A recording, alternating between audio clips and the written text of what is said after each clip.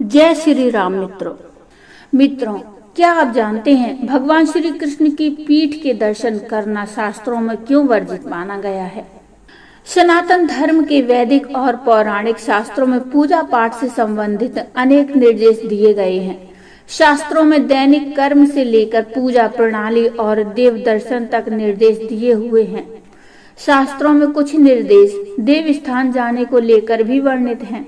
कुछ सामान्य निर्देश जैसे स्नान करके ही मंदिर जाना, साफ सुथरे कपड़े पहनकर मंदिर जाना, सदैव शुद्ध होकर मंदिर जाना एवं पवित्र स्थिति में ही देव दर्शन करना इत्यादि। शास्त्रों में ऐसा भी वर्णित है कि श्री भगवान के दर्शन मात्र से ही जन्म जन्म के पाप धुल जाते हैं।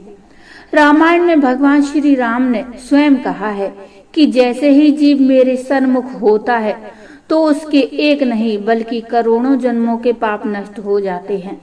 यहाँ पर सन्मुख शब्द बहुत महत्वपूर्ण है, क्योंकि जीव या अंतरात्मा का भगवान के सन्मुख होना, उनकी शरण में जाना मायने रखता है, न कि जड़ शरीर की बात कही गई है।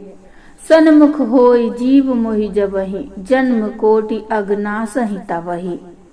इसलिए भगवान के दर्शन पाने हेतु कई प्रकार के अनुष्ठान और प्रयत्न किए जाते हैं। भक्तगण तीर्थों, देवालयों, धर्म स्थलों एवं मंदिरों में देवी देवताओं के दर्शन हेतु जाते हैं। मान्यता अनुसार सर्व देवी देवताओं की मूर्तियों के दर्शन करने से पुण्य ही प्राप्त होता है, परंतु ऐसा एक अपवाद शास्त्रों में उल्लेखित मिलता है, जिसके अनुसार भगवान श्री कृष्ण की पीठ के दर्शन नहीं करने चाहिए। भगवान श्री कृष्ण की पीठ के दर्शन न करने का नियम शास्त्रों में दिया गया है। इसलिए जब भी भगवान श्री कृष्ण के मंदिर जाएं, तो यह ध्यान अवश्य रखें कि भगवान श्री कृष्ण की पीठ के दर्शन न हो।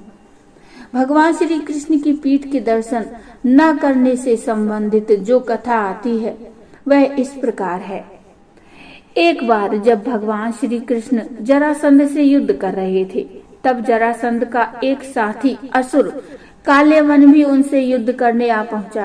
काल्यवन भगवान श्री कृष्ण के समक्ष आकर उन्हें ललकारने लगा। तब भगवान श्री कृष्ण वहां से भाग निकले। रणभूमि से भागने के कारण ही भगवान श्री कृष्ण का एक नाम रण छोड़ पड़ा, जो कि सभी को ज्ञात ही है। जब भगवान श्री कृष्ण भाग रहे थे तो काल्यवन भी उनका पीछा करने लगा। श्री कृष्ण रणभूमि से इसलिए भागे क्योंकि उनका कारण सिर्फ इतना था कि काल्यवन के पूर्व जन्मों के पुण्य कर्म बहुत अधिक थे और भगवान श्री कृष्ण किसी को तब तक सजा नहीं देते थे जब तक कि उसके पुण्य कर्मों का बल शेष रहता था। इससे यह भी सिद्ध होता है कि कोई भी पापी कितना ही पाप करता रहे, उसको तब तक दंड नहीं मिलता जब तक उसके पिछले जन्मों के पुण्य फल समाप्त नहीं हो जाते।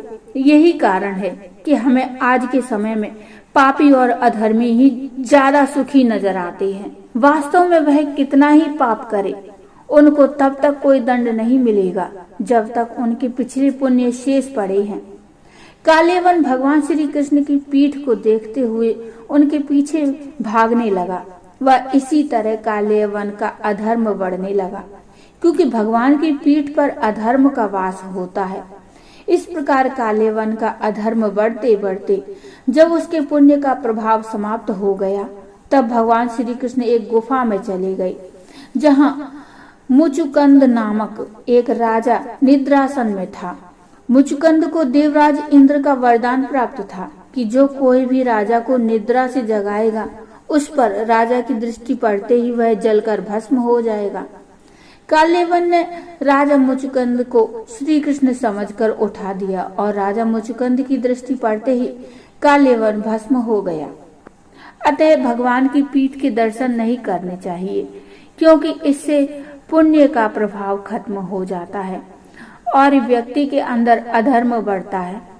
भगवान श्री कृष्ण के दर्शन सदैव सन्मुख होकर ही करें, और यदि भूलवश उनकी पीठ के दर्शन हो भी जाएं, तो भगवान से क्षमा याचना करें। शास्त्रानुसार इस पाप से मुक्ति हेतु कठिन चंद्रायण व्रत करना होता है। शास्त्रों में चंद्रायण व्रत के निर्देश दिए गए हैं, जिनके अनुसार चंद्रमा के घटने व बढ़ने के क्रम में व्रती को खान पान में कटौती करनी पड़ती है, अमावस्या को निराहार रहना पड़ता है और पूर्णिमा को यह व्रत पूर्ण हो जाता है। मनुष्य को कर्मों के हिसाब से फल तो मिलना ही होता है। कंस को मारने के बाद भगवान श्री कृष्ण कारागृह में गए और वहां से माता देवकी तथा पिता वसुदेव को छुड़ाया।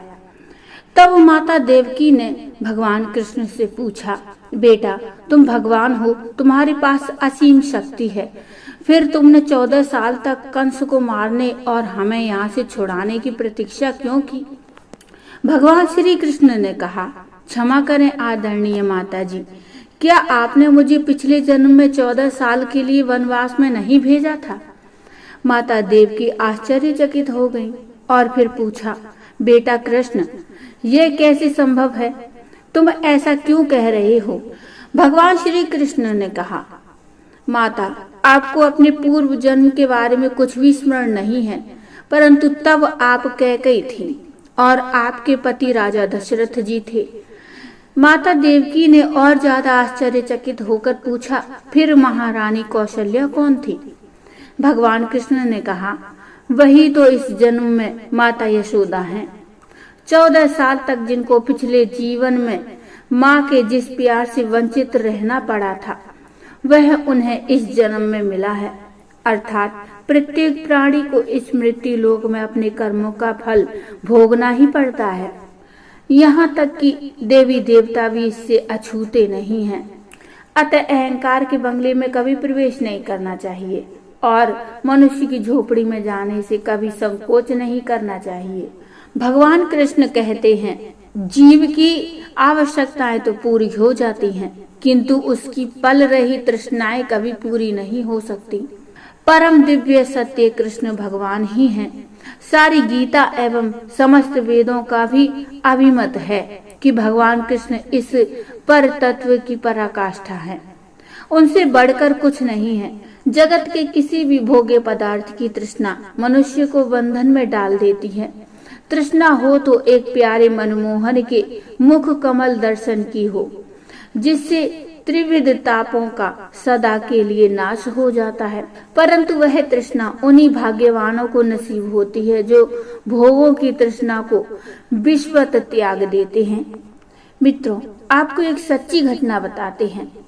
एक सज्जन व्यक्ति जो काफी वृद्ध थे और करोड़पति भी थे और जिनके पौत्र की भी संतान थी, एक बार बहुत बीमार पड़े। बचने की आशा नहीं थी। बड़ी दौड़ धूप की गई। भाग्यवश उस समय उनके प्राण बच गए। एक व्यक्ति उनसे मिलने गया और उनसे उनका हाल पूछकर उनसे कहने लगा कि अब आपको संसार की चिंता छोड़कर भगवत जन में मन लगाना चाहिए। इस बीमारी में आपकी मरने की नौबत आ गई थी। भगवत कृपा से आप बच गए। अब तो जितने दिन आपका शरीर रहे, आपको केवल भगवान का भजन ही करना चाहिए। उन्होंने कहा, आपका कहना तो ठीक ही है, परंतु मेरा बेटा इतना होशियार नहीं है। 5 साल में और जिंदा रहूं तो घर को कुछ ठीक कर जाऊं। बेटा भी कुछ समझने लगे, मरना तो है ही, क्या करूं? भजन तो होता नहीं। फिर उस व्यक्ति ने कहा, अब आपको घर क्या ठीक करना है? परमात्मा की कृपा से आपके घर में काफी धन है। आपके लड़के भी बूढ़े हो चले हैं। मान लीजिए अभी आप मर जाते तो पीछे से घर को कौन ठीक करता? उन्होंने सरलता से कहा, यह तो मैं भी जानता हूँ, परंतु तृष्णा नहीं छूटती। और अचानक ही वह मृत्यु को प्राप्त हो गए। इस सच्ची घटना से पता लगता है कि किस तरह से तृष्णा मनुष्य को घेरे रखती है। ज्यों ज्यों कामना की पूर्ति होती है, त्यों त्यों ही तृष्णा की जलन बढ़ती चली जाती है। तो बोलिए जय श्री राम, जय श्री कृष्ण। मित्रों, ये प्रसंग आपको कैसा लगा? मित्रों, ये कथा आपको कैसी लगी मुझे कमेंट में बताइए। कमेंट में जय श्री राम श्री कृष्ण अवश्य लिखिए। कथा अच्छी लगी हो तो लाइक करिए और चैनल को सब्सक्राइब कर लीजिए। मिलते हैं एक नई कथा, नया प्रसंग लेकर। तब तक के लिए जय श्री राम।